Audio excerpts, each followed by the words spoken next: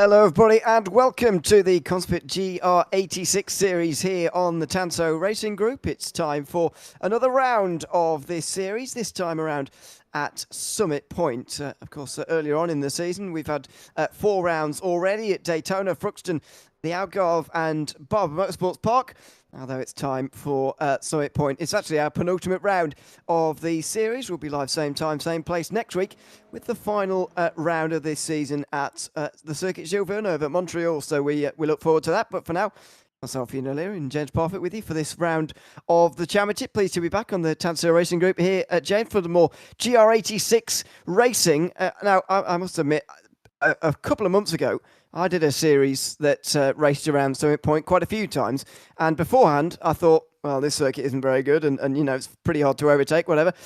Those races, I've got to admit, did turn around my opinion of this circuit, and I'm actually pretty positive, pretty hopeful we're going to get a good race, at the very least, in race 2, because it's full of reverse grid, but of course in race 1 as well. I'm pretty positive about having this circuit as round 5 on our calendar. This circuit is amazing.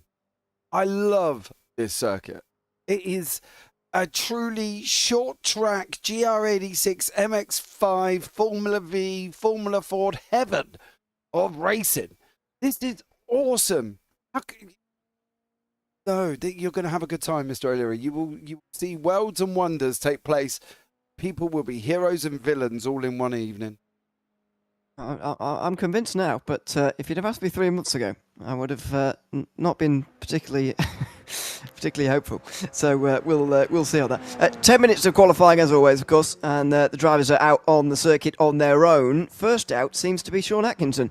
As things stand, we're following Dan Wareham here through the technical part of this circuit, really, which is turns 4, 5, 6, 7, 8 and 9, all in a short space of time. Other than that, it is fairly free-flowing and fairly uneventful around this circuit. That's a good thing for these cars. They can slipstream off of one another. Wareham, though, is the championship leader coming into this round. He is, 78 points ahead of the nearest competitor, Lee Rylands. Rick Wisham's a further 100 points and more back from him as well, and then it gets a lot closer from third place on backwards. So Dan Wareham is very much in control of this series, and I've got to say, I did before this season, I didn't see that coming totally, but clearly he's been making some improvements. He's got a consistent season going together, and he's out front by quite a long way. Yeah, he is. He's taken part in all 8 races this season. You know, when you do a record of 2 poles, 2 wins, 7 podium. You know, guy's been up near the top, right? Let's blow smoke where it's deserved, and clearly it's deserved because I think he is an awesome driver and he probably deserves every little bit of success he gets. And this is the thing, when you are good like these kind of drivers, you know, don't get me wrong, me giving them advice would be pointless because I'm rubbish, but you know, Dan Wareham and the other pros, Josh Arnold and Lee Rylands, are all experienced drivers in this series. So I would have hoped they would have done well. And at the moment, Wareham, Rylands and Wishan are on the top 3, of course, out of everyone in the overall. So fair play to them. Yeah, it's deep in the season now. We can certainly take a lot from these points and have a look at who's done well and who hasn't. We've had 30 drivers compete so far this season. I'm talking about overall standings, by the way, for those that might be confused what I'm harping on about. In the pros, obviously Dan Wareham is leading those as well. That could probably you could have guessed that. Rick Wishon is leading the pro-ams by only by 6 points over Dan Forster and only by 8 points over Jack Holland and 9 over Terry Atkinson. It's unbelievably close in pro-am, and then in am, Adam Hansen's leading. Although it's a tie at the moment with Simon McPhee. Hansen's won 3 races, which is why he is on top of the standings. So do excuse us if we focus a little bit in on Pro-Am and Am, because we're getting close to the end of the season now. One thing that we did notice during practice, though, and we didn't show this, of course, because before we came to air, but these Pro-Am and Am drivers are still very quick, and they can very much compete for maybe even an overall win here. You know, Dan Wareham was leading I don't even think it was Wareham actually, but anyway, the leading pro driver in practice was not the fastest driver overall. It's going to be a lot more mixed up than that. Oh, this is going to be incredibly close. This circuit, I think, equalises kind of IR-SR kind of scenario, because in practice, you are right, the pros weren't at the top and the AMs weren't that far behind. So I think overall, this could be one of the closest races we've had all season. I think it could be so open to anybody winning. Like Peter Duke is a Pro-Am, and he's on top ahead of Dan Wareham. So the mixture here, we could see an AM winner. Adam Hansen might get it. Who knows? But this is going to be a great equalising circuit of time. I expect gaps probably, well, we're not even on a second yet, and we're really down at 13th, 14th. Good evening, Phil across the pond. Good evening, young sir. I've seen you for a while. And Claire Neal. What, Sean? There's a YouTube chat, so fair play. That is Sean Atkinson, of course, for those that don't know. He is in 8th place at the moment in this qualifying session, which we've got everyone actually out on the circuit at the moment with just less than 5 minutes to go. In case you're confused about what the white number means on the left-hand side, I was confused for a second. I thought, is someone in their class on their own? Obviously not. That's just who we're watching at the moment instead of the light green. This is Lee Rylands making his way through the technical section, and now out onto the less technical bit, the more free-flowing bit, as I was talking about earlier on, through in towards turn 10. In the real world, by the way, this circuit isn't used for racing anymore, really, and you can see why. Certainly, if somebody goes off the road, you're going to see why it's probably not very safe in real life for doing anything other than sort of track day racing, which is what it is used for in real life still these days. I mean, just look over to the right-hand side here, for example, of this camera shot on the left. There's just grass banks lining the circuit and then trees. You know, this is a bit old school in that sense. Thankfully, it's not used in real life particularly, and so no spectacular crashes, but it can be very tricky indeed. When you go off to remain undamaged, I'm afraid. Hopefully that does remain the case, and worth remembering that these drivers do have 2 fast repairs anyway. It will just cost them a little bit of time if they have to use one, of course, over the course of the 2 races. 20 minutes in the first race, 25 minutes in the second, and a reverse grid for the second of the 2 of them with just 3.5 minutes to go. We are winding down qualifying now, and Rick Wishon is going to be making his way over the line to try and get anywhere near this pole position that's currently held by Peter Duke, and no is the answer to that. Definitely not. Do you know the interesting thing about this circuit? I didn't realise this. They have an annual Jefferson 500 vintage race and a 12-hour of Summit Point endurance race. 12 hours of this circuit, which is barely, 1 point something of a mile or something. 2.3 miles. 12 hours. How many laps is that going to be? Is it 2 point? Yeah, 2.3 miles. 2 miles. Yeah. Go on. Oh, yeah, I've got. Sorry, I suppose it is very short. I just didn't believe you. No, it is 2.3 miles. But can you imagine right. in 12 hours? I am going to find out what cars they're going to do here. But I can guarantee. Well, it's worth noting that, according to my information anyway, it ended in 2009, so it doesn't happen anymore. But even so, it's I can imagine you get pretty dizzy doing that. Goodness me, that would be quite something. What was the last car to win? The Spec Racer Ford. You know, it's not the quickest car in the world. The last car to win. I like the Spec Racer Ford. They're cool, aren't they? Don't even get through. The cars are so slow. They don't even get through 1,000 miles in 12 hours. That's very slow. Yeah, but you got to think though. Still, 12 hours of this is a long time. You know. Yeah. And that's the thing. It's still a long old time. 12 hours of Summit. Doesn't matter what car you're in. We've had Porsche 993s, Mercedes, Ferrari 348s, Mazda Miata, and a Datsun 240Z. Love that. Yeah, see, it's a place for the slower machines in the world, and that's exactly why these cars will work well around here. Although I've seen good Porsche Cup racing here as well in iRacing before and all sorts. So it's a pretty well suited circuit. In all honesty, that looks like it's just about the end of qualifying. Although there are still a couple of drivers out on the circuit, they're not moving. No, they're all stationary. Don't worry, I guess practicing the start, but doing it on the slightly uphill run out of turn 2 for some reason instead of doing it on the front straight.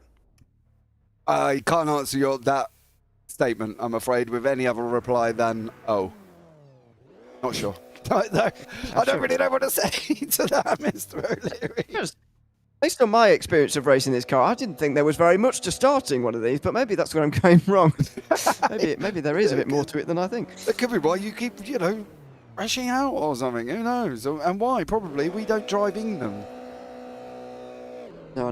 When there's using officials, I prefer the Mazda MX-5 anyway. Sorry to this is the wrong series for saying that, isn't it? But you know, I do prefer it. It is a good car for racing though, even if it doesn't get on with some people. Certainly, I think the way that you can find difficulty in catching slides really does grate on people sometimes, and I can absolutely see why based on driving it. But you know, I think it provides some great racing, and ever since we have introduced the full reverse grids into this series for the UK Cup at the end of last year, I think this series has really taken on a real upward turn, especially in that second race. Before, we only had to reverse top 5 or 6, and it didn't really affect the second races much. Not that they were bad races by any means, but it did mean that, or the full reverse anyway, it does mean we get a lot of action. Let's look forward to race 1 first of all, though, and Peter Duke, who's going to be starting this from pole, with the pros on the outside, Wareham, Arnold and Rylands on the outside line, Michael Dolan and Rick Wishon alongside them on the inside line. Rick Modric has taken the pole in the AMS ahead of Dave Collier,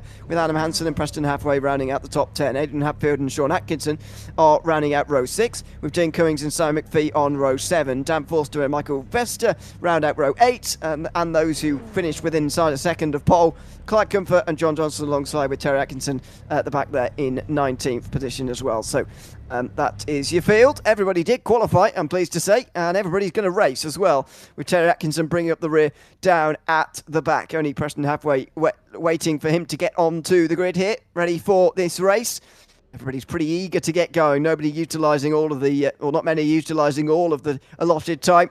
They wait to get onto the grid, and now they are ready. The lights will soon come on, and we will be underway for round 5 of the Conspit GR86 series here at the Tanso Racing Group. We are underway. Oh, and it's a bit of contact down at the back, I'm afraid. Simon McPhee didn't go anywhere, and he got hit by somebody there, I'm afraid. We'll get to that in a few moments' time as Peter Duke takes the lead in towards turn number 1 here and gets off to a very good start. It's Dan Wareham alongside Michael Dolan for second place in the 2 purple machines. Outside line for Wareham, who's going to get through, is he here? He's got his nose ahead at least. With a better run around the outside, he's going to get through into second place. Then Michael Dolan, who's third. Then it's Rick Wishon, who is in 4th place. He's got ahead of Josh Arnold, although they're still side by side here. Dolan's under pressure from Wishon here. In towards the corner, and there's contact. Contact towards turn 3 there, and off into the gravel. There goes Dolan.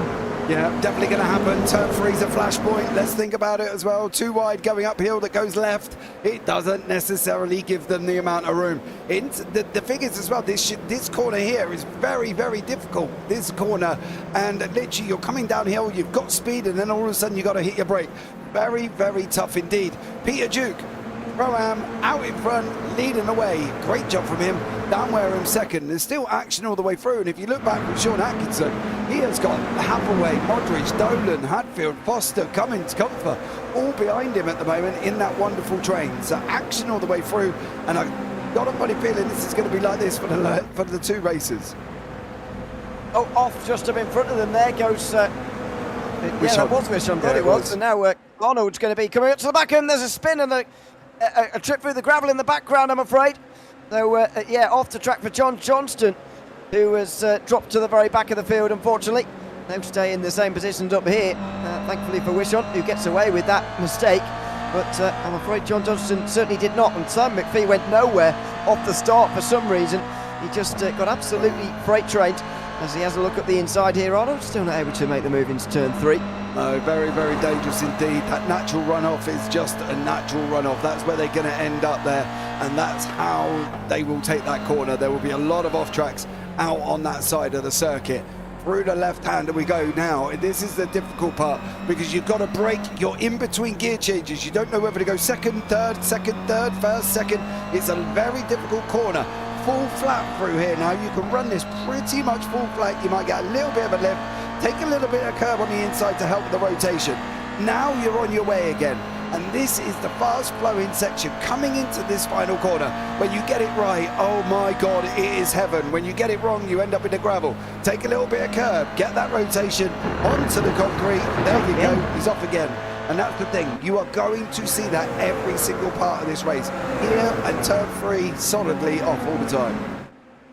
Well, there is an incident limit, and Wishon's going to be crashing towards it. If you're not careful, that's a lot of weaving around. Arnold tried to go to the inside, didn't didn't think he was going to be given the room, and so just pulled back in line. Meanwhile, side by side for 12th between Forster and Hadfield. Oh, Adrian Hadfield on the outside, bit of a bump. Dean Cummings is going to try and take advantage here. Bit of an early morning, Monday morning race for him, if indeed he is still in Australia. I know his account certainly he's registered there. There's more dust kicked up. Yeah, I think there is going to be a lot of gravel on the circuit by the end of it. I must admit, it's the first time I've seen this circuit since the new gravel model, if you like, where the dirt is brought back onto the circuit, and I did see on board there through the final corner already the early signs of that gravel being brought onto the circuit. It is going to be a natural thing. You're going to see it down the right-hand side. You'll see it coming out of the last corner. It is going to be a thing constantly. The problem is these cars do get very, very twitchy at the best of times. So they are going to have to manage the throttle and manage the particles and all the dirt, dust, debris, all on the track at the moment, because it is being brought on solidly, and that's something they will feel in the car, but they've just got to be careful on this one. I must admit, Rick Wishon's doing most of it, to be honest, bringing the gravel onto the circuit. That's 3 laps in a row now, although he's got it only 2 wheels this time round. He's stayed on, so he's still third, ahead of Arnold and Rylands. This is the battle for third place, just in behind Peter Duke and Dan Wareham, who are still running 1 and 2. Here comes Rylands on the back of Arnold, who's flashing his lights. Not sure who that's at. Oh, I think he was trying to say to Rylands, get in line, please. We need to work together a little bit here, but Rylands not interested in working together particularly, and wanted to get 4th place into turn 3 there. Yeah, didn't want to hang around. He didn't want to hang around, did Arnold. He wanted to get through. I don't know if that's more of a flash of the lights to say, hey, let's get on with it, or more of a flashy lights of get on with it and I'm coming through. To be blatantly honest with you, it was a bit hard to interpret to be in a simulator, but I think that might have been the way that topic of conversation was probably going in that car with Josh Arnold there. But we have got this lead battle. Peter Duke still holding out in front for the Pro-Ams. Wareham still sitting in second, but he is putting him under deep pressure. Duke's now either going to be deciding, is he going to be a hard nut or is he going to be peanut butter? That's all he's got to decide here. And Wareham decides to stay behind for now. So, well, does he?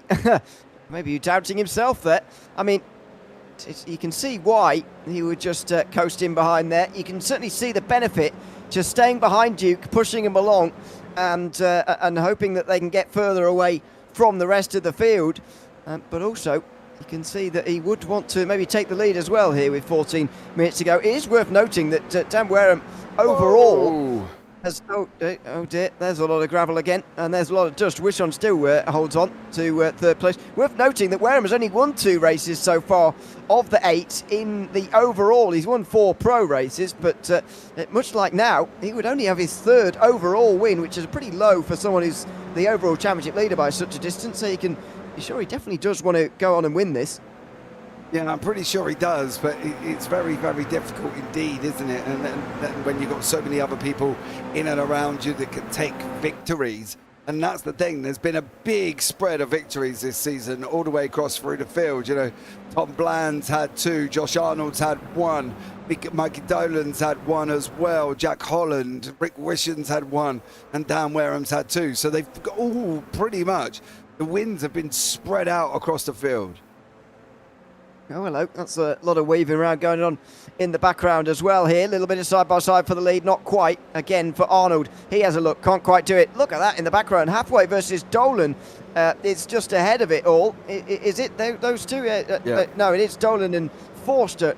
Oh, no, I was right the first time. Yeah. Halfway and Dolan. It is for 10th place. And there were all sorts of moves going on down towards turn 1 that time round.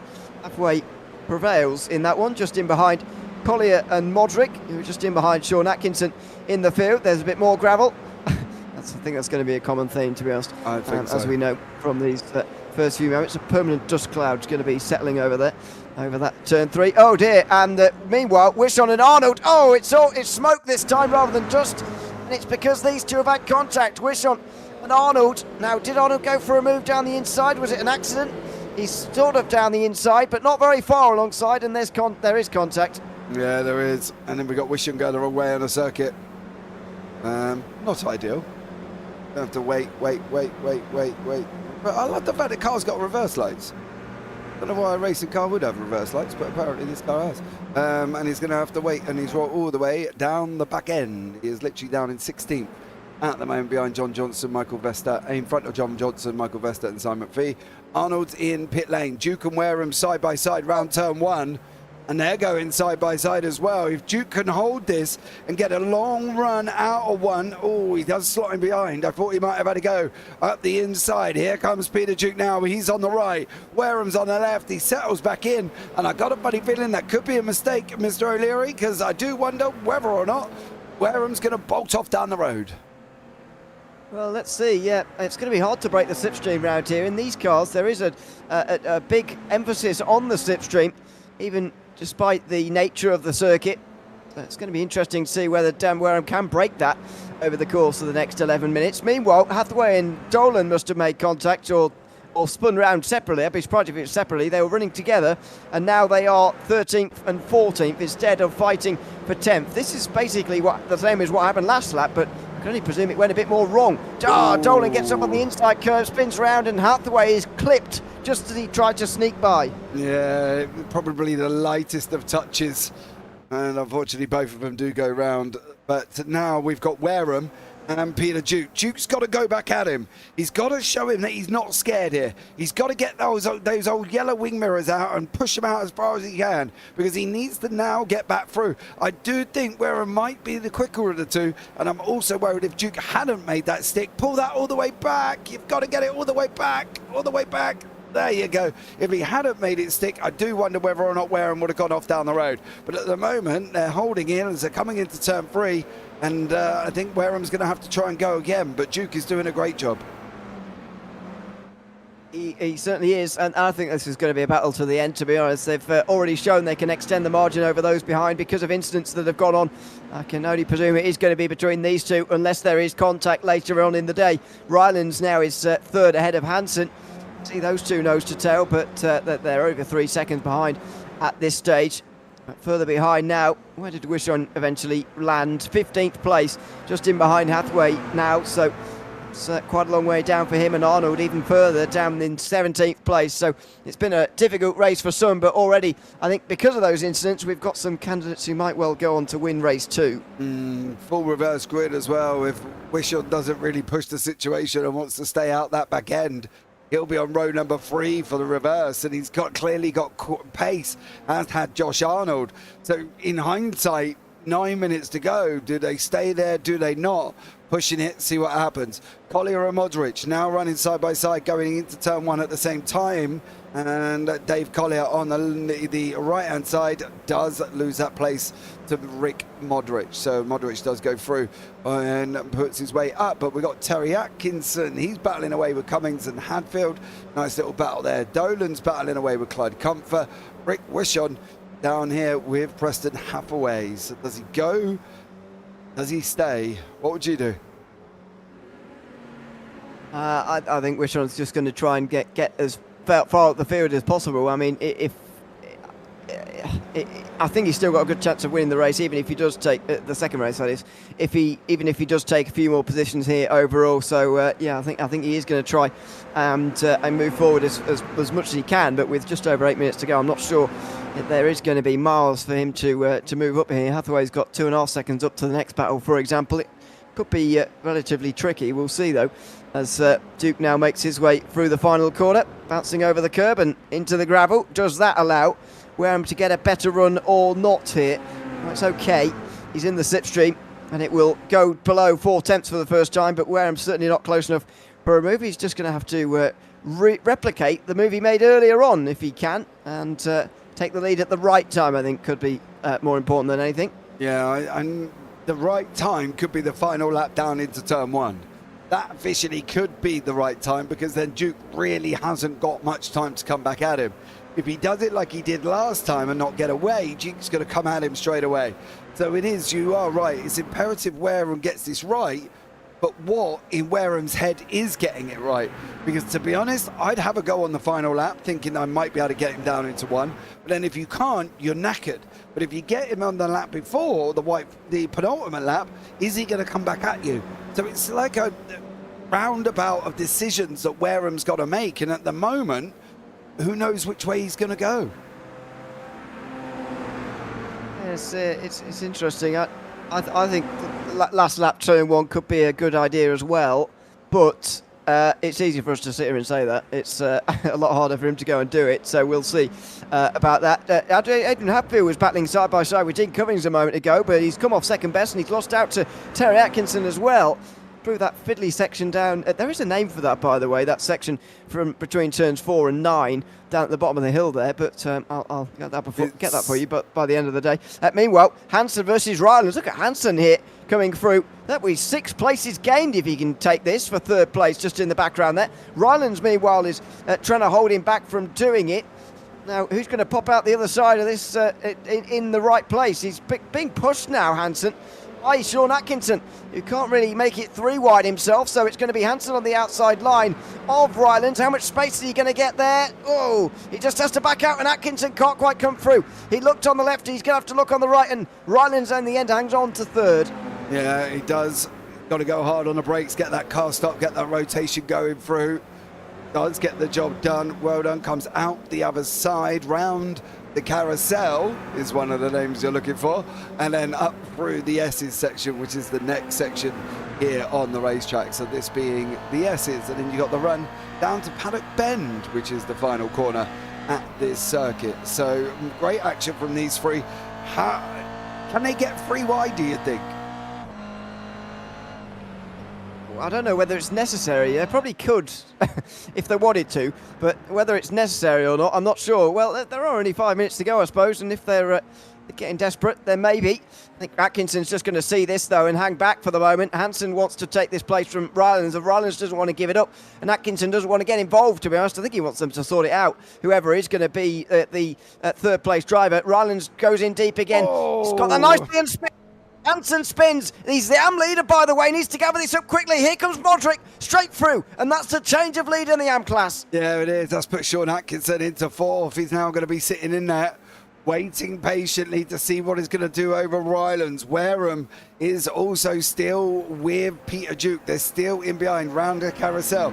They'll stay single file up through the S's. It might be running out of the S's down to Paddock. We might see a little bit of that gap close up, but he's got to make that move going into 1. The question is, can he get him on the final lap? But Atkinson now moving into position behind Lee Rylands. Can't sit there and wait anymore because there's nobody Rylands can have an incident with. So he's got to now make this decision. He's got to go, and he's got to go for it. It's completely on Atkinson's head now. Nobody else can help him and deal with this or influence this position change. 3 laps to go now for these leaders as they cross the line with just less than 4 minutes. Look at that up ahead. Vesta and McPhee battling over 18th place. Just up ahead of these guys, so that could get awkward if these two catch, but I can't imagine they will. Wareham is just on the back of Duke and again hangs back. I reckon he could have gone for that, just decided not to. Atkinson close to Rylands, but he doesn't go for it. Collier gets through on Modric. Now I'd imagine that Modric would want to give this up, to be honest, and take the AM win, but he does want a top 5 overall as well. He's battling for it on the inside line of turn number 1. It's a good run around the outside though for Collier, and that is going to be 5th place for him. So there you go, through on the inside. Maybe. Now yes. He will, finally. It took him a little bit of time, but he's finally made it, and so up into the top 5 now for Dave Collier. Yeah, I'm glad Modric backed out of that. That could have been messy going up through the right-hander. It always does. It always becomes messy. Wishon did not take the decision to stay back. He has moved himself forward into 12. He's ahead of Hathaway and ahead of Clyde Comfort, and all 3 of them are battling away. But funny enough, they're all in OGRL, and OGRL. So 3 OGRL boys all together. So they're going to look at, presume, moving through. But Atkinson, again, still sat in behind Ryland. Now then, is this the time with 2 laps to go? 2.5 minutes to go, but 2 laps. As Rylands moves it over to the middle of the road, moves it over to a defensive position, in fact. Here he comes on the left-hand side. Wait for him. There's his nose. Now, does he brake late enough here on the way towards turn 1? Not really. Rylands was later on the brakes there. He steams into turn 1. If Atkinson can stay there, it'll be a very good job, but he's just been edged out wide enough there by Rylands, who hangs on to the inside. Maybe. Atkinson still got a good run on the outside. That's quite rare through there, but he's done a good job here to get the inside through turn 3. Rylands still with his nose in front, should hold the place, and does so. And so Atkinson now is going to have to leave this for the last lap. As behind, there's all sorts going on. Modric, Collier, Hansen, Forster, all in a group here, and the AM lead could be settled in here as well. Yeah, because Hansen's in this one. He's got Modric just a little bit. There's Modric up the road. But unfortunately for Hansen, he's got Collier sat in the middle of him. So he's got to make a move past Collier and then go after Modric to take that AM win. If he can't do that, he's got to at least try and get that second best at the moment. 1:19 is our lap times. Barney is waving, final lap of the race, and Wareham's not close enough. No, not really. This is my problem always with waiting for the last lap. But anyway, we'll talk about that in a moment, because this race is on its last lap here. Wareham is just not close enough. This is exactly why you can't bank on the last lap. It feels comfortable, but it certainly isn't. Now then, Hansen's got a lot to do on this last lap if he wants to win the AM race, and he needs to start by taking Dave Collier here in towards turn 1. Collier moves it over to defend, and Hansen is being held back right now, and Modric is enjoying it. Here comes Forster.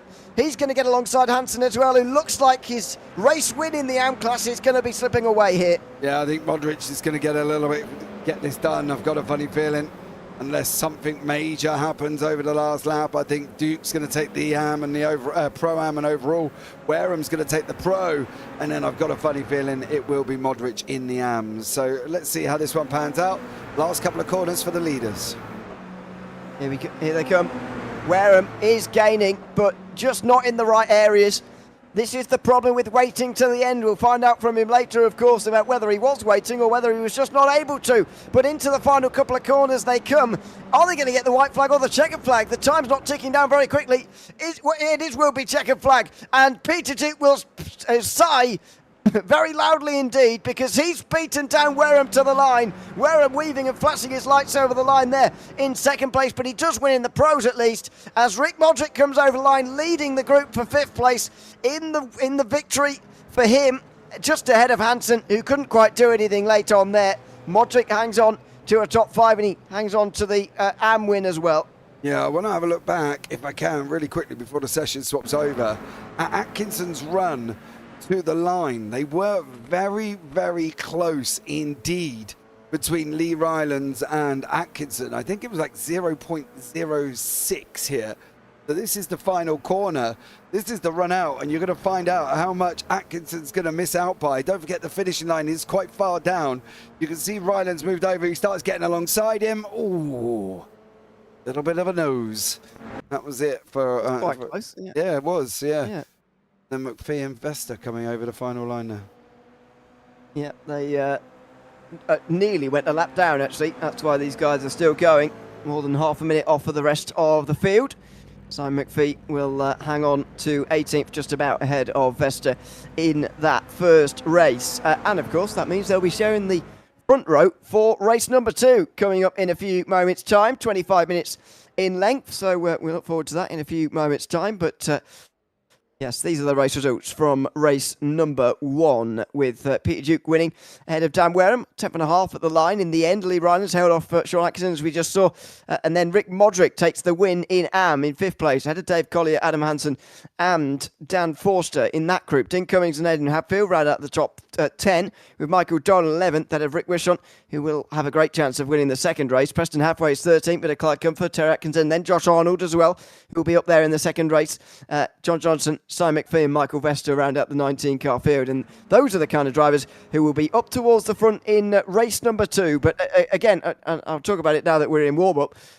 This is why, and that race from Dan Wareham explains exactly why, I always have reservations about people waiting for the last lap. It all looks comfortable, and they look like they're going to be able to do it, and they look like they almost look like they're holding themselves back from making the overtake at times during the race. But then when it comes down to the last lap, if you don't get that perfect run when the pressure's on, then you haven't got a chance, and there is no second chance. And so I would have certainly liked to see Wareham trying to make a move earlier, because then that wouldn't have happened. Yeah, and this isn't the first series that we've seen this in. We've seen this across multiple series, Ewan, and I think this is the thing. They've literally been waiting and waiting and waiting, and then they never actually get there. So it's a dangerous game. It really is a dangerous game to play. Good evening or afternoon, indeed, to Curtis Matthews, by the way, who says he's still out partying, but wanted to show some love to Tanso and John Johnson, of course, who does a great job organising the series. Yeah, he's in New Orleans, not watching the Super Bowl, but instead just watching it with other people on the TV. Yeah, I guess it's in a party really somewhere. When are you in a parking lot in Walmart, tailgating? I apparently that's what they do. I don't even know what that is. I might have to Google I love how he said. Yeah, well, exactly. I love how he said still out partying as if it's not like 4 in the afternoon there. It's not exactly a late night, is it? It's still very early on in the afternoon. But anyway, a good afternoon to him and indeed to everyone who's supporting Sean Atkinson today, which seems like almost all of our viewers. Yeah, pretty much. I've noticed that as well. He seems to be very popular, but yeah, he's got a decent chance in the second race again. We look forward to seeing him around some of those drivers they're battling with earlier on. But let's see how he gets on in the second run, trying to come through the field a bit more this time round than what he had to do in the first race. Yeah, he's going to have to try, isn't he? I think that's going to be the thing. The problem is we can bring you out the results, and it's just literally a reverse of that. Peter Duke's going to be at the back, and then Ware and Rylands Atkinson's going to be second from the back. So he's going to have to try and...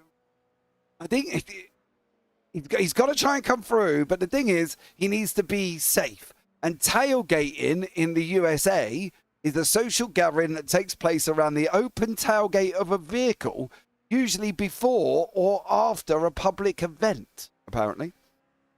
The activity of cooking food and having drinks out the back of your car in the car park before going to a public event, such as an American football match. Well, he's not actually going to it. Hanging around a car park. Yeah. Well, it doesn't make very much sense in the UK because we've all got small cars or whatever, but they've got like trucks and whatever that you just, that's more suitable, isn't it? The manly cars, while we've got the girly cars. Well, I don't know if I'd say that. I'd say we've got sensible cars and they're idiots, but...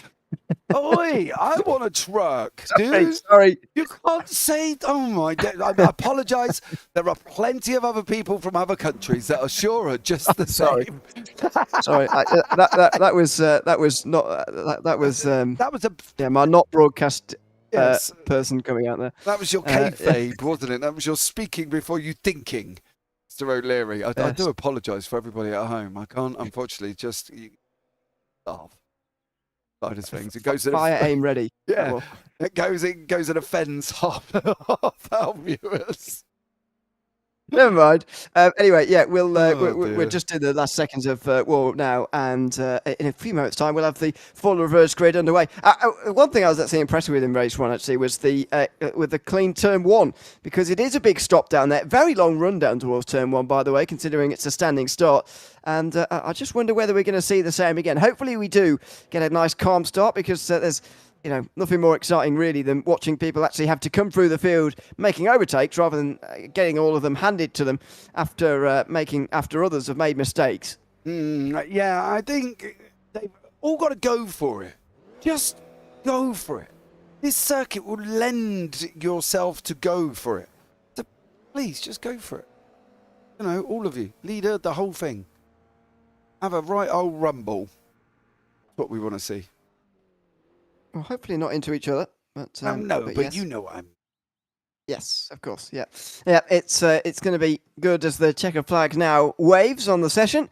Only a couple of drivers actually left the pit lane, by the way. There wasn't really much to show you, but Michael Vesta will be on the front row ahead of Simon McPhee, with John Johnson, Josh Arnold on row 2, Terry Atkinson and Clyde Comfort on row 3, ahead of Preston Halfway and Rick Wish on, and then Michael Dolan and Aidan Hadfield rounding out the top 10. Dean Cummings, Dan Forster at 13th place will be Adam Hansen, Dave Collier, Rick Modric, Sean Atkinson, Lee Ryans, Dan Wareham and Peter Duke rounding out the field. They get graded up very quickly indeed, and they'll be racing very, very soon as well in this second race. They normally, most of them anyway, take that 5-minute warm-up session just to cool down a little bit, really, and get themselves ready for the second race.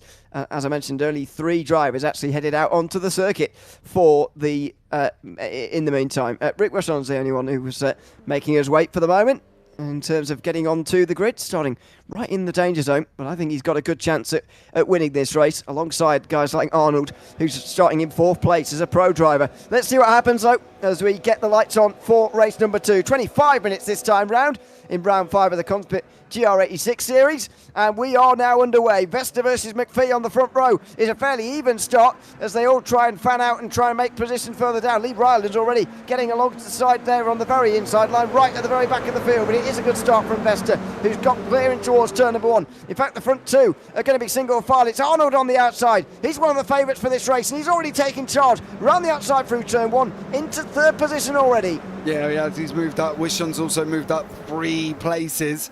Atkinson's in there. Sean Atkinson is up 2. Terry Atkinson is down 1.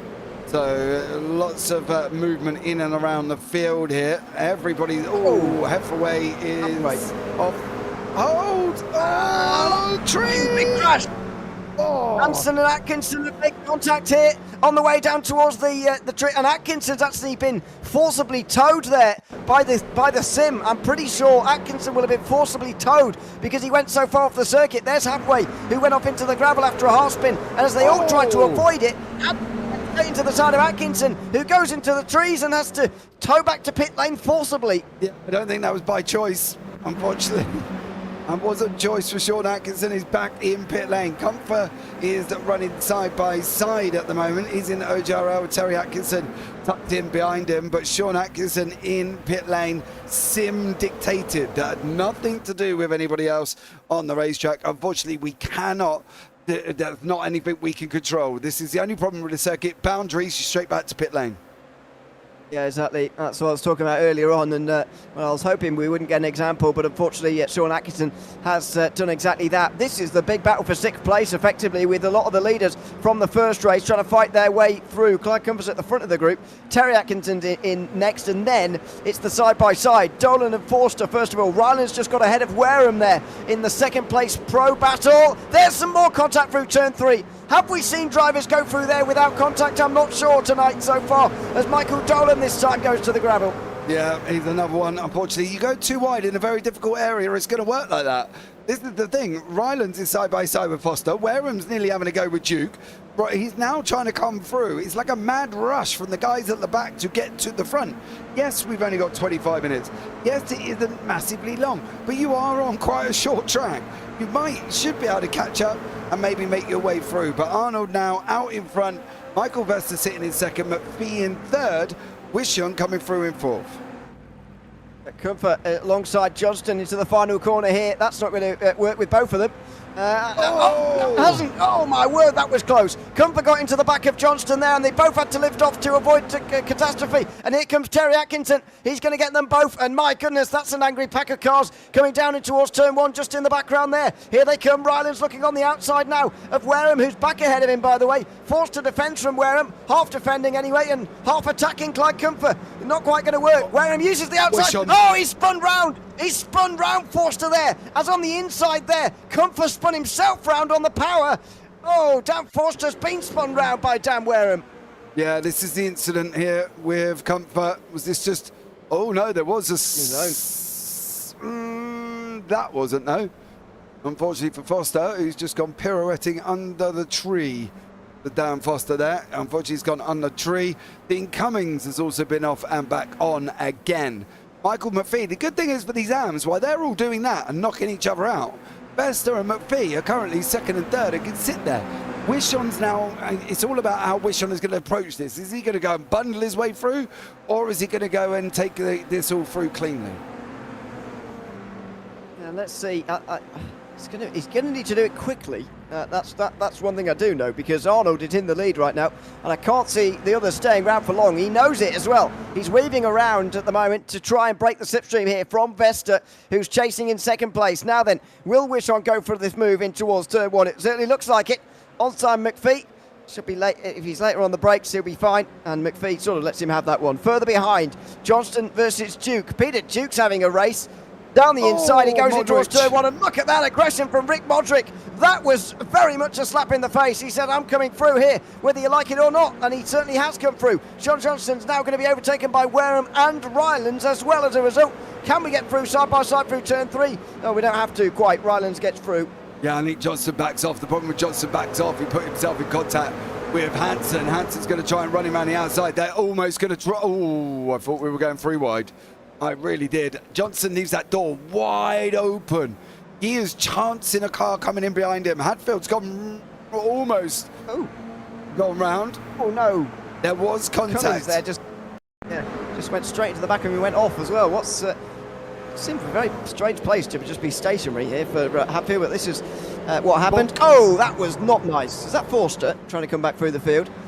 Can't quite tell. That was a yes. That was a bump and run. Yeah. Oh no, that's Forster. He's miles behind. It's not him.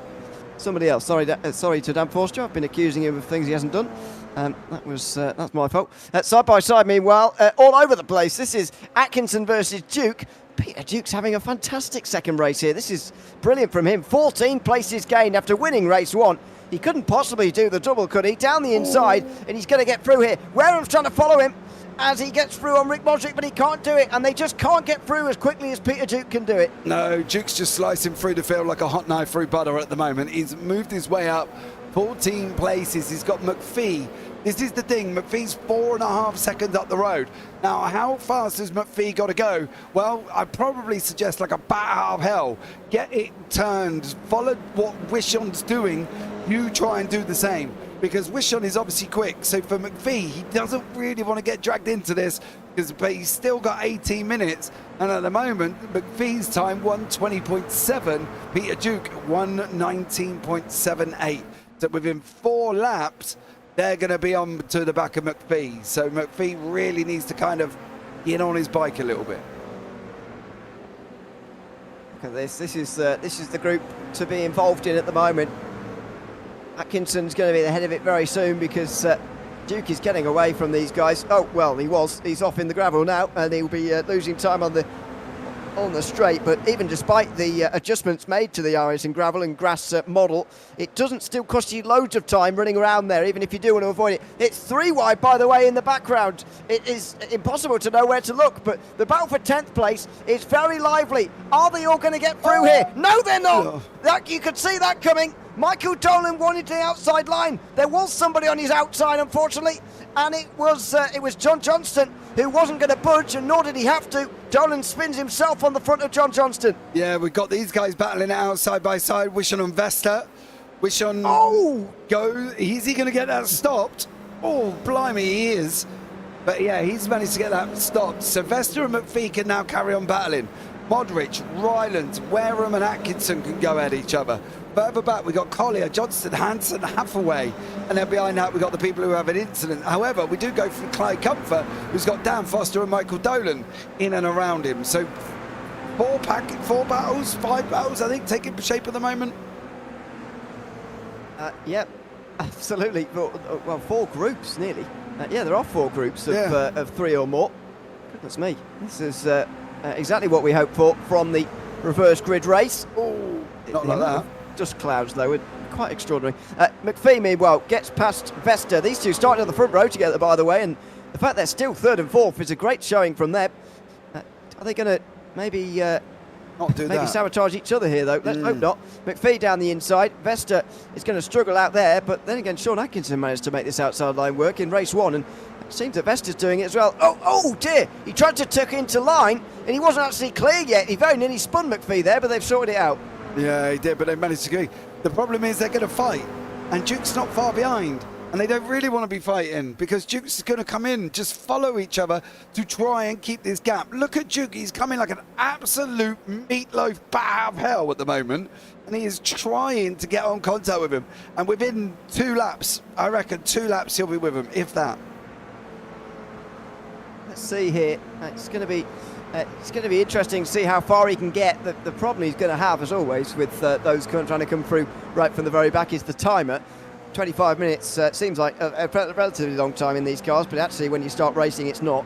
And that could be the problem for Peter Duke here, but I definitely think he'll be on the podium by the end of race number 2, especially if McPhee and Vesta continue to fight in the way that they are at the moment. Further behind, Mick Modric's going to be under pressure, and Lee Ryland's here on the way down in towards turn number 1. Dan Wareham's going to watch on from behind. Those two are fighting for second and third in the pro class as well, by the way, as Ryland stays behind. Does he? Oh, he broke at his normal point.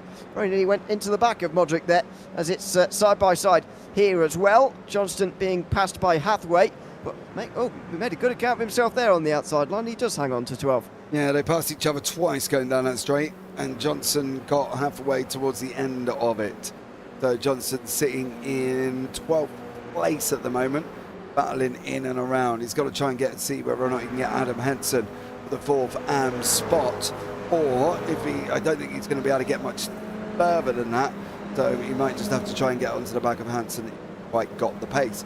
Rylands, Modric and also Wareham still fighting it out. Duke 1.1 seconds now. He's not quite catching as quick as I thought, actually, but anyway, he's getting there, and you can be sure he'll be there by the end of the race as well. Into the final corner for Modric, Rylands and Wareham. It's a bit wide from Modric, but Rylands has bobbled himself over the curb here, so Wareham's going to have a double toe on the way down towards turn number 1. Well, any of them going to actually try and make the move here in towards the corner. Should be an opportunity here for Rylands if he wants it. He was quite low on the brakes at turn 1, nearly rear-ended Modric last lap, but this time he's going to just go through. Modric brakes a little bit early there. He knows what's at stake here and decides not to get involved in the fight. Yeah, he does. You've got Collier here with Hanson. Oh, Collier did make it through, but then Hanson gets it back, and John Johnston has just had a spin there, unfortunately, and has gone round. He's now got to sit and wait. You've got one more car, John. Off you go.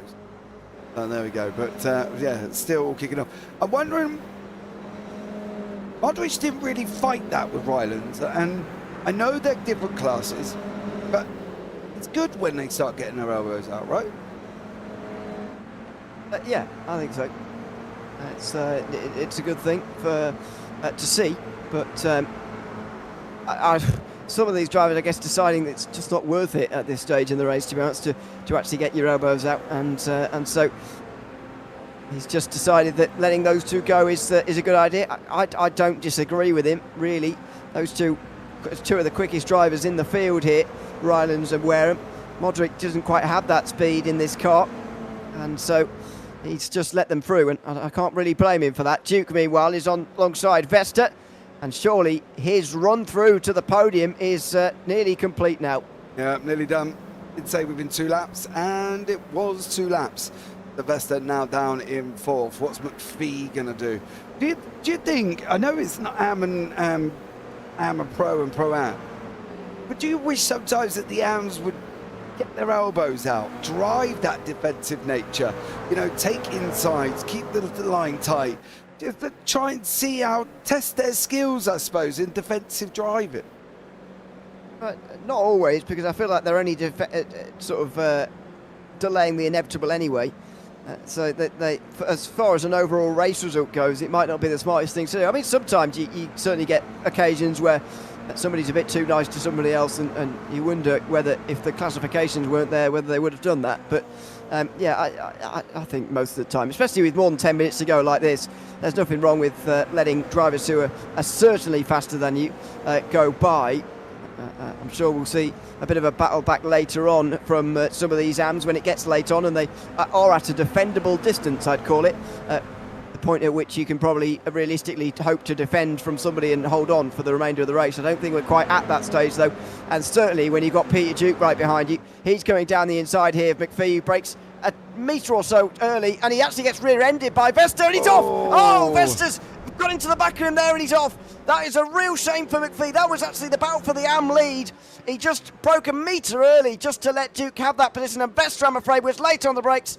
He's hit McPhee, and the problem with these cars is that they're not really savable, these slides, and McPhee's off in the wall. Oh, such a shame, but he did brake early.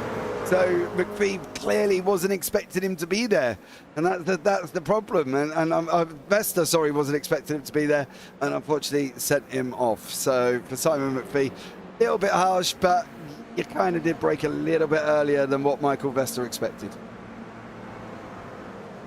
I don't know. That's a difficult one to call there. Side by side, meanwhile, round turn 4 between Hadfield and Forster. Dan Forster is coming back through the field, of course, after spinning round on the nose of Dan Wareham while he was trying to avoid Clyde Comfort spinning around on the circuit. So it was all going on. Dan Forster now regaining some of those places. Now, on the back of Dean Cummings, is that going to be all he gets, though? He's just over 10 minutes from home here, and that's a very big gap. 7 seconds between Cummings and Adam Hansen, who is 11th. Yeah, they're not moving any faster. They're not going to catch Hansen, I think, at the moment. Wareham and Rylands side by side go down into turn 1 again. Rylands on that outside line in that Newcastle livery, fortunately. And Wareham in sitting alongside in the purple. Modric sitting in the background there, nicely covering at the moment with Collier, Hathaway and Atkinson still going at each other. Yeah, I've got less of a problem with a fellow club who's still in the FA Cup being on the car. That's fine. I guess that's the problem. You've literally told me the result and I didn't know it. Oh, sorry. You absolutely... It finished about 2 hours ago. I thought you'd know. No, I did. I wouldn't even mind, but they didn't even score any of the goals. Oh, I apologise. Anyway. They lost 2-1 and Villa scored all 3. Well, there we go. Oh, dear me. Well, thank you very much for that. Saves me watching it later. Oh, sorry. I'm sorry, I didn't know. No, honestly, it's fine. I did want to know. Honestly, why would I not want to know what my team's doing in the FA saved Cup? you a couple of hours, I suppose. Well, anyway. Yeah, I can go and watch the Super Bowl now and not have to worry about watching the football. Okay, anyway, let's move on. Rylands is going to be moving himself down the inside of Vesta here. Well, maybe. He's only just alongside now, and, well, he's finally going to get freight trained there. Like he wasn't going to manage it at one stage. He is now. Here comes Wareham as well, and so follows through. Now, Modric has followed them. This is exactly why Modric let those two through. Getting onto the back of them, and then he can get onto the back of Vesta here, and well, battle it out for the win in the AM class. That's exactly why he let him through and waited for later. He's now alongside, actually, as further down, Simon McPhee's seeing his race go from bad to worse here. Down in towards turn number 1. We'll see who prevailed in that battle for the AM lead in a few moments' time. Oh, he got hit there by somebody. He got hit down the inside by Michael Dolan at turn number 1. Now, who prevailed between Vesta and Modric? It was Michael Vesta, who is now up to 6th place. Yeah, he's still there, Michael Vesta, so fair play. He couldn't get through this time for Rick Modric. He was chasing him down on that one. But go Kurt says, yes, mate. Yeah, mate. Level playing, mate. Cough, cough. Not quite sure what that means. And then he put a smiley face or a laughing face. Modric has gone off ploughing the grass, saving the groundsman some jobs. And that one, you can see now Wareham and Ryland side by side, too wide, too deep, going down into turn 1. And he's trying to make the inside line work. Is he going to be able to make it work?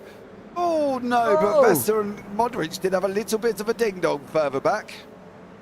Side-to-side contact there for Vesta down the inside of Modric, and yeah, Modric comes out on top. Ryland's so close to the back of Wareham here, and no, can't quite do it and get up into 4th place.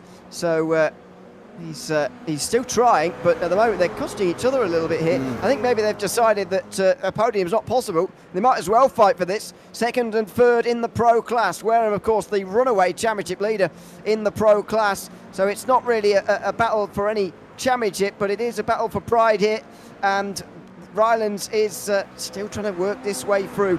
It's also preventing them from getting away from the AM leading battle, by the way, which is going on for 6th and 7th behind. Yeah, they're still fighting, but unfortunately Hansen, they can fight because Hansen's 7 seconds back. That's the thing. So they can give each other a good little bit of an argy-bargy and have a little bit of a ding-dong. That's fine, but they've got to remember that they can't do anything crazy. That's another story altogether, right, when we see people in like that. Hathaway now has got Collier in front. Collier's chasing down Atkinson. And then further back here, we've got McPhee, Comfort and Hadfield. Now, I think all three of these have been at some point been involved in something that's caused their problems. So them guys are still fighting it out and staying there as well. But great action all the way through. This is tough to try and keep up with it all. It certainly is. That's exactly what the reverse grid is for. As they make their way now through turn number 3, Wareham just in ahead of Rylands. Now Vesta right in on the back of Modric here. I've been impressed actually the way he's been able to stay behind Modric here and keep up with him. Thought the way that Modric caught him, it might be a pretty easy win for Modric from there and in, but it's certainly not going to be with just over 5 minutes to go. Arnold's making his way towards the line. There's still going to be 4 more laps remaining in this race. Yeah, we've got 4 more laps of action to take on, and I think it's going to be a continuation here. Duke, however, this could be a different story now. Peter Duke, Rick Wishon.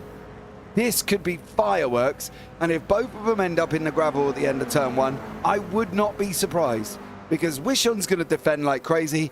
Duke's going to be as aggressive as they come, so watch out. This could go either way. Yeah, let's see. Oh, that was very close. Duke there on the outside line of Wishon, and very nearly got straight into the back of him there. That was really close.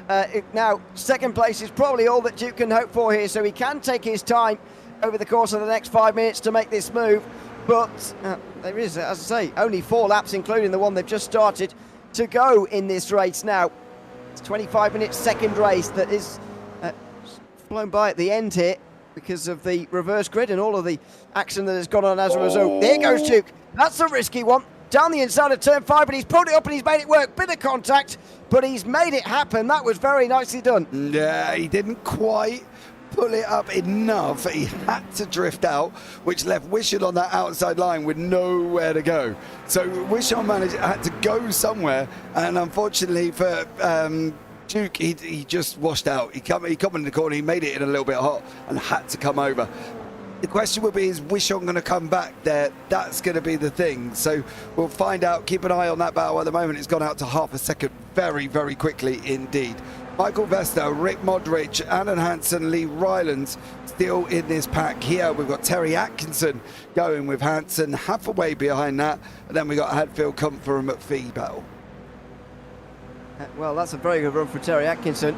He's going to roar past. In fact, if the race had ended that lap, he might have had his nose in front. Don't often see that. It's the finish line is further down than you think, but it isn't. Also, it still isn't that far away from the final corner. So Terry Atkinson does get through on the inside line there, and very well done. Into 8th, although no, he does get wrong on the exit. Wow, that's a good save. A good save on the exit there. Hansen slips through, and somehow Atkinson saves the car. He's still in 9th place somehow. Yeah, we've got Collier now closing in. Halfway's now closed right up. These 4 here, Atkinson, Collier, Hathaway and Hansen. It's an Pro-Am situation. So we'll have to keep an eye and see some of the fireworks that might kick off between these 4. Rylands at one point was alongside Wareham, and Modric was almost alongside him as well. So these guys are still going at it. This is very, very tough at the moment. Try and keep up to know where the camera's got to go. That was very close to disaster for all of them, but somehow they get away with it. Rylands off, slides through, and he's going to be under pressure from Modric here if he wants to go through. He's almost got no choice. Rick Modric, he needs to get a bit of a margin over his second placed AM driver, Michael Vesta, who's just in behind. And, he's going to brake very late on the outside line there. Can he work it all the way round? No, doesn't look like it. Rylands loses out, and that looks like Dan Wareham is going to be secure then in 4th place. Yeah, Modric defended like his life depended on it. Rylands got nowhere to go. Modric now goes and holds that line. He did make the move down into turn 1 over Rylands, runs up over the gravel. I'm sure, I dread to think what these off-track counts are by the end of this. This is going to be absolutely mental. But the only thing is, we haven't seen anybody go through pit lane.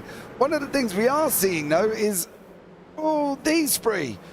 We're side by side going down into turn 1, and they managed to get it sorted out. Comfort in the second place in the green machine, with Hadfield in the front in the Pro-Am. So yeah, battles all the way through.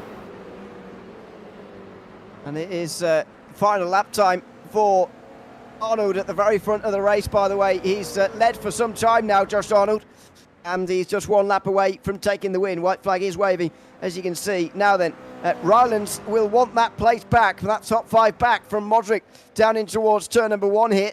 As Wishon just closes in on Duke in the battle for the win in the Pro-Ams. Does Wishon get down the inside? No, it doesn't look like it. Wishon here looks like he's been caught by Duke, who started all the way down in 19th place and overtaken. It looks like he's going to lose out to him here. Yeah, well, he caught up with him, didn't he? And then Duke went hard into the carousel and it bumped Wishon, just kind of nudged him out the way, going through the left-hander at the end. Is Wishon going to be able to return the favour here and do the same thing? It was in this very corner. Wishon left the door open. Duke went outside. Duke ran in deep and then bumped Wishon out of the way a little bit. And no, they are still as they are. More importantly, Ryland's still behind Modric. He cannot get past Modric, which means he's probably not going to get onto the back of Dan Wareham. So Modric is driving as he's allowed to, and Rylands can't get through. That's kind of, well, tough. But Jeff Arnold around the final corner. Yeah, meanwhile, Josh Arnold making his way over the line to take race victory here in the second race at Summit Point. Comfortable in the end after taking the lead with quite a few laps still to go. Duke further behind, just beats Wishon to second place. Further behind again, Modric, Rylands versus Vesta. Oh, Vesta got Rylands at the end there. A bad couple of laps there at the end for Lee Rylands means he loses out and finishes 7th in the end. Couple in the gravel through the final corner and over the line. They will come. Modric, by the way, the AM winner. Peter Duke, the Pro-Am winner, and certainly the best drive of today for Duke, finishing 17 places higher than when he started here in race number 2. Yeah, Rylands losing out right at the end. Ouch. It's going to be a difficult pill to swallow, I think, for Lee Rylands. Especially as he looked like he was quite comfortable at one point. Yeah, he did. Oh, there's a mistake there. Yeah, okay, yeah. So through the final corner, outside line. Normally this isn't terrible news, especially if you've got your nose ahead like this, but just a little bit wide. Didn't squeeze Vesta quite as much as he needed to. Went a tiny bit wide, but, you know, didn't do a whole lot wrong there, really. And loses this photo finish by a very small margin indeed. Well, he didn't do a whole lot wrong there through the final corner. And flashed his lights. Someone was there to say, well done to Michael Vesta, but that was 2 places lost for him. Right at the very end there. A big shame for Lee Rylands, as Josh Arnold is the race winner. It's a Pro-Am victory for Peter Duke, 6 seconds further behind, ahead of Rick Wishon, with Dan Wareham in 4th place. Rick Modric wins in the AMs, 5th, ahead of Michael Vesta in 6th. Lee Rylands, 7th place, as we just saw, with Adam Hansen, Dave Colley and Terry Atkinson running up the top 10. Preston Halfway finishes in 11th, ahead of Dan Forster, with Michael Dolan, Adrian Hapford and Sam McPhee running up the top 15. Clive Clumper finishes at 16th, with 1 lap down for Sean Atkinson, Dean Cummings and John Johnson in the end, down in 19th place. Let's chat to the driver of the moment, Peter Duke, who won race 1 and finished 2nd in race 2. Congratulations, Peter, on a very successful evening for yourself indeed. Just tell us about race 1, first of all, how you were able to control that race and take the race win, first of all. It was quite tough. I just needed to get being on pole, and if I knew if I got a good start and get into the first corner first. Like, me and Dan just seemed to be like a magnet every week, and I knew he would be close the whole time, so I just tried to keep it steady. He got past me once and said don't panic, and just sat in behind him, managed to get the slipstream on him into the first corner.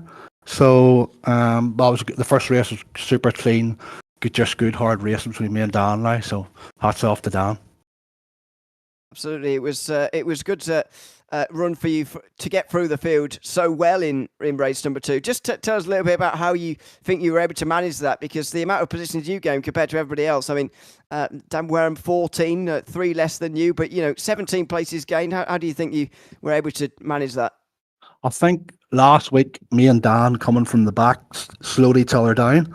So Dan managed to get past me, so I says, right, I'm just going to sit in behind him, and the 2 of us will maybe work our way through. So he was unlucky, he touched somebody and I managed to get up the inside of the 2 of them. And with that amount of time, I just said, for some reason, I was quite quick on the back half of the circuit, which was good because it meant if anyone was pressurising you coming on to the last straight, Dan was the only one who could pass me up the final straight there. But no, it was a great evening for me. Plus, hats off to my teammate Dave Collier, who had 2 top 10s as well. Very successful evening for the team. Is there anyone you'd like to give a shout out to before we let you go? No, just everybody who turns up every Sunday night. We look forward to it.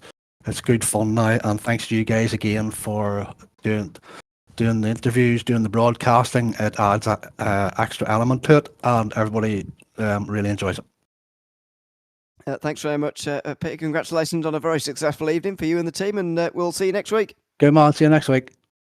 Thanks very much, Peter Duke there, winner of race 1 and second in race 2 here today. Rick Wishon was up there as well in that second race, finishing on the podium. Congratulations, Rick, on third place in race number 2. Couldn't quite hold off Peter Duke at the end there. Just tell us a bit about the battle there for the Pro-Am win in race 2. Yeah, you got it. Peter's always fast, man, and I seen him coming. I defended best I could, probably to stay as clean, but then once he got around, he just wasn't much I had for him. How did you find the evening as a whole here at Summit Point? There's always mixed views on this circuit, but I feel like it suits these cars quite well. What did you think? I thought this was a great combination. All the lap times, especially like the top 10, were really close. I thought it was going to be a strong battle. Absolutely. Is there anyone you'd like to give a shout out to before we let you go? Yeah, I'd like to thank my wife again for always letting me do this and keeping me up. I like to thank that pit girl keeping them tires and wheels all shiny. And I guess I want to shout out to Depends and Metamucil for keeping me here so I can finish this race. All right, for these old guys. On finishing third here in race 2, and thanks for chatting to us as well. Yeah, guys. Okay. Thank you all. Y'all are always terrific. Thanks very much, Rick Wishon there in third place in race 2. Michael Vester started race 2 on the pole position, and we can chat to him now as well. Welcome in, Michael. Good to have you with us. Let's chat about that race 2. I mean, starting from the front is always a great experience, an interesting experience, especially after it's because of a full reverse grid. How did you find that second race? I thoroughly enjoyed that second race, especially after kind of a frustrating first race where I spun in a couple places I've never spun before, but really good racing from everybody, and I think that was my best finish with this group of guys. Not sure, but it was certainly a good run, actually, for you. You managed to just get ahead of Lee Rylance, actually, on the last lap as well. How was it battling with a couple of pro drivers who you knew had been up there in the first race? They'd obviously come to you in the second race. How did you find that? I absolutely loved running with those guys. Definitely learned some things and picked up some speed from following along with those guys. And thanks to Lee for keeping it really clean right there at the end and just barely nudged him out. I was watching my radar, just barely creeping ahead of him. So that was a lot of fun. All right. Well, congratulations on the evening and the racing tonight. Is there anyone you'd like to give a shout out to before we let you go? Always got to give a shout out to my wife Shannon and my 1-week-old little boy Calvin. But it's been a lot of fun. Thanks a lot, guys.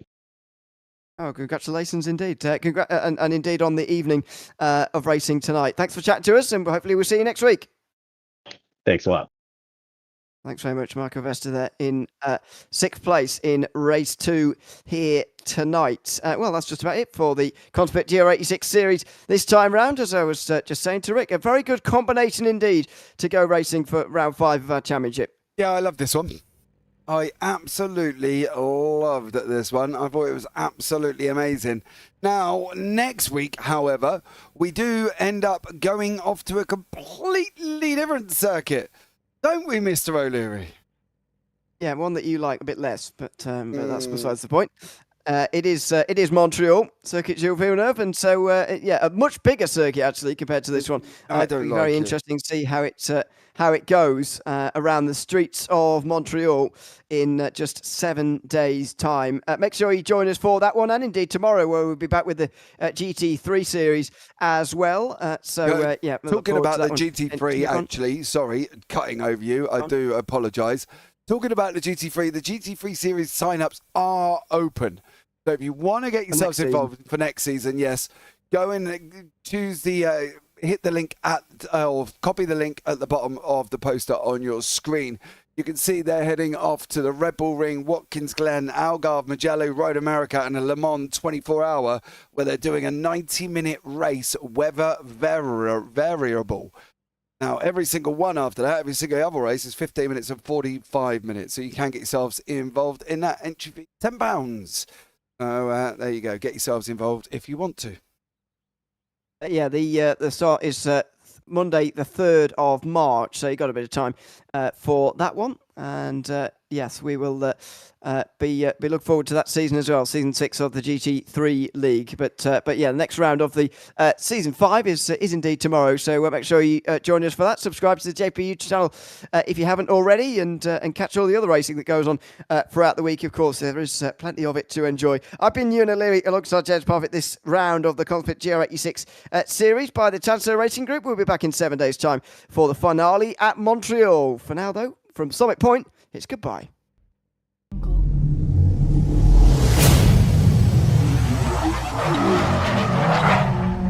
Uncle.